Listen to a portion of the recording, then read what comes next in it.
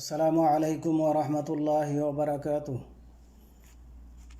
আলহামদুলিল্লাহি রাব্বিল আলামিন ওয়াসসালাতু ওয়াসসালামু আলা আশরাফিল আম্বিয়াই ওয়াল মুরসালিন নবিয়িনা মুহাম্মদ ওয়া আলা আলিহি ওয়া আসহাবিহি আজমাইন।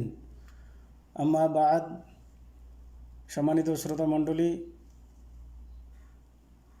ইবাদতের অন্তর্ভুক্ত হলো আল্লাহর ভয়। আর এই ইবাদতটির ক্ষেত্রে কতিপয় উপদেশ নিয়ে আমি ইতিপূর্বে কিছু আলোচনা করেছি। আজকেও তার কিছু আলোচনা করব ইনশাআল্লাহ। 5, হে মুসলিম, আপনার কবরকে নিয়ে ভাবুন, তার জন্য প্রস্তুতি নিন। তার তো বিভৎস দৃশ্য, অতএব সর্বদাই তার কথা স্মরণ করুন। ওসমান রাজিয়াল্লাহু তাআলা আনহু এর অবস্থা লক্ষ্য করুন।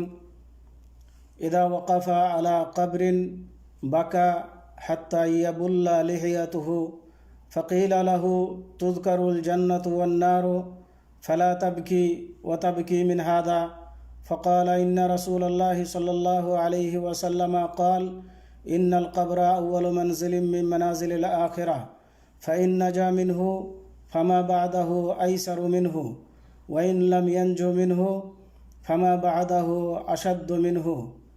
قال وقال رسول الله صلى الله عليه وسلم ما رأيت منظرا قط إلا القبر أفزع منه। অর্থাৎ ওসমান রাজিয়াল্লাহু তাআলা আনহু যখন কবরের পাশে দাঁড়াতেন তখন তার দাড়ি মোবারক চোখের জলে ভিজে যেত। মানে এমন কাঁদতেন যে তার দাড়ি মোবারক ভিজে যেত। তাকে বলা হতো, আপনার সামনে জান্নাত জাহান্নামের আলোচনা করলে আপনি কাঁদেন না, এত কাঁদেন না, কিন্তু কবরের কথা বললে আপনি এত কাঁদেন কেন? তখন তিনি বলতেন এই কথা যে আমি আল্লাহ রসুল সাল্লাল্লাহু আলাইহি ওয়াসাল্লামকে বলতে শুনেছি যে কবর হচ্ছে আখেরাতের প্রথম মঞ্জিল, প্রথম ধাপ। এই ধাপে যদি কেউ নাজাত পেয়ে যায় তাহলে পরবর্তী ধাপগুলো তার জন্য সহজ হয়ে যাবে। এবং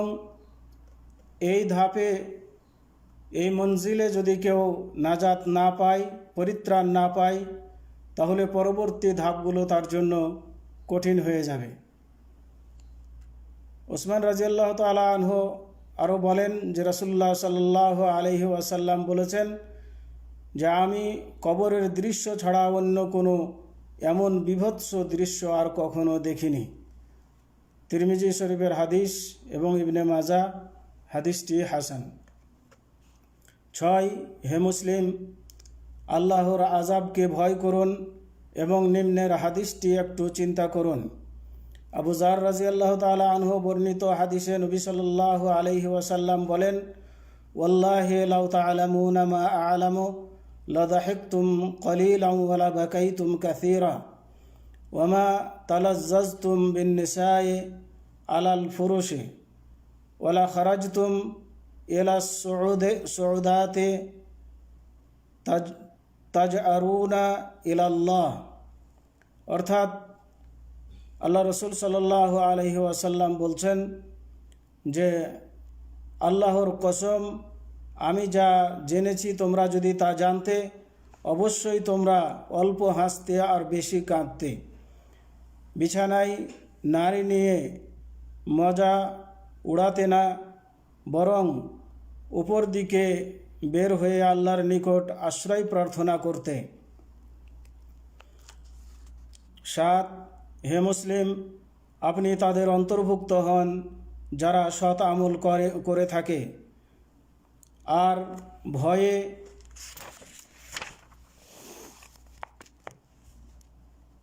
ভয়ে থাকে যে হয়তো সেগুলো তাদের পক্ষ হতে কবুল নাও হতে পারে।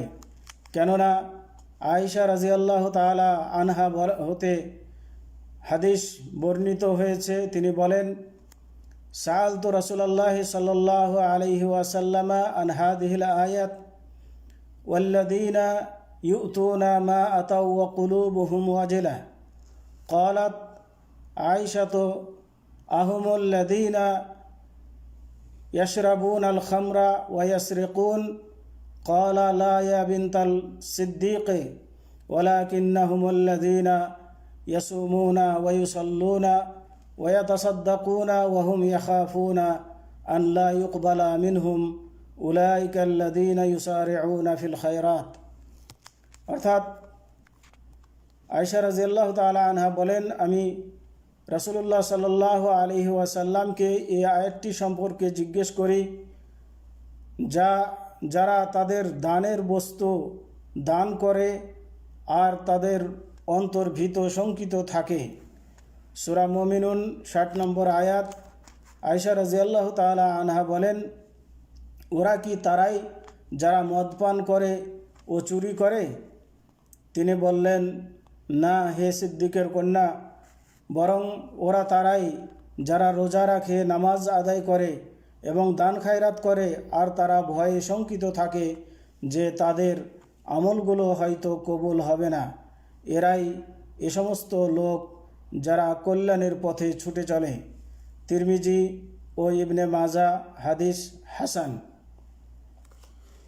আজকে এ পর্যন্তই। ওয়াসাল্লাল্লাহু আলা নবিয়িনা মুহাম্মদ ওয়া আলা আলিহি ওয়া আসহাবিহি ওয়া বারিক ওয়া সাল্লাম।